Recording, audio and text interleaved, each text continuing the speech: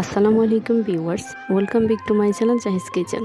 আজকে আমি আমার মায়ের হাতের খুবই মজাদার একটা তালের রসের রেসিপি শেয়ার করব। এই রেসিপিটা খেতে হবে দুর্দান্ত মজা। এটা আপনারা তালের রসের পিঠা বা তালের রসের কাপ কেকও বলতে পারেন। আর এই কেকটা দেখতে যেমন সুন্দর হয়, খেতে হয় দুর্দান্ত মজা। আর এটা বানানো একদমই সহজ। তাও আবার আমরা এটা তৈরি করব রাইস কুকারে। আপনারা খুবই সহজে রাইস কুকারে এই কেকের রেসিপিটা করে নিতে পারবেন। আর এই কেকগুলো তালের রসে ভরপুর থাকবে। আশা করছি রেসিপিটা আপনাদের খুবই ভালো লাগবে। রেসিপিটা তৈরি করার জন্য আমি এখানে প্রথমে নিয়ে নিয়েছি হাফ কেজি পরিমাণ চালের গুঁড়া।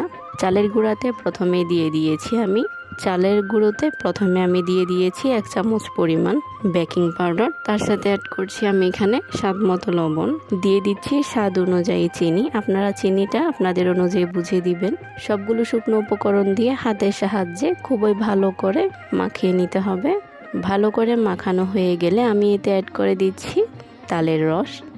তালের রসটা একসাথে বেশি দিতে যাবেন না, এভাবে অল্প অল্প করে মাখিয়ে নিতে হবে।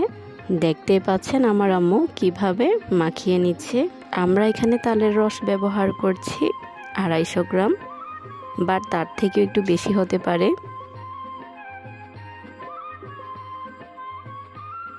এভাবে তালের রস দিয়ে খুবই ভালো করে মাখিয়ে নিতে হবে।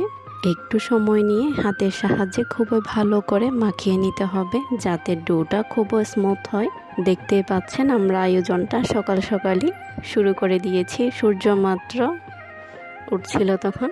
এই পর্যায়ে আমি এখানে অ্যাড করে দিয়েছি নারিকেল। ডোটা এইভাবে তৈরি করে আমি রেখে দিচ্ছি 1 থেকে 1.5 ঘন্টার মতো। 1 থেকে 1.5 ঘন্টার পরে ডোটা বের করে নিয়েছি। ডোটা যদি একটু শক্ত মনে হয় তাহলে এতে অল্প পরিমাণে পানি অ্যাড করে দিতে পারেন, আর না হলে লাগবে না। দেখতে পাচ্ছেন ব্যাটারটা ঠিক কেমন হয়েছে। অন্যদিকে আমি এখানে দইয়ের 5টার মতো কাপ নিয়ে নিয়েছি। কাপগুলোতে তেল লাগিয়ে দিচ্ছি যাতে কেকগুলো কাপের মধ্যে লেগে না যায়। আমি সবগুলো কাপে একইভাবে তেল দিয়ে দিয়েছি, দেখতে পাচ্ছেন। এই পর্যায়ে ব্যাটারটা আবারও চামচ দিয়ে খুবই ভালো করে নেড়ে চেড়ে কাপের ভিতর দিয়ে দিচ্ছি।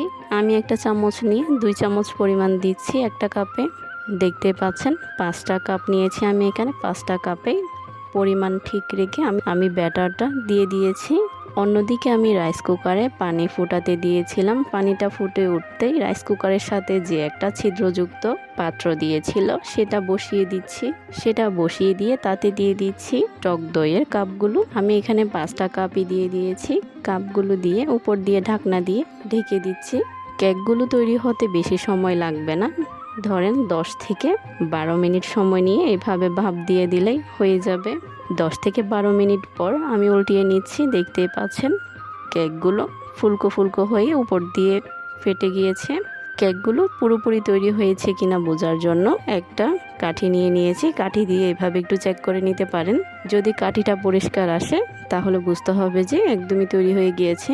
রাইস কুকার থেকে আমি কাপগুলো নামিয়ে নিয়েছি। নামিয়ে এভাবে হাতের সাহায্যে একটু প্রেস করলে দেখতে পাচ্ছেন খুবই সুন্দর করে বেরিয়ে এসেছে। শুধু অল্প একটু চাপ দিলেই হয়।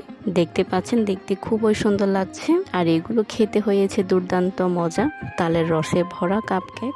আশা করছি রেসিপিটা আপনাদের খুবই ভালো লেগেছে। ভালো লেগে থাকলে অবশ্যই লাইক সাবস্ক্রাইব করে পাশে থাকবেন এবং সাথে থাকা বেল আইকন প্রেস করে রাখবেন, যাতে পরবর্তী কোনো ভিডিও নোটিফিকেশন আপনার কাছে আগে যায়। ধন্যবাদ।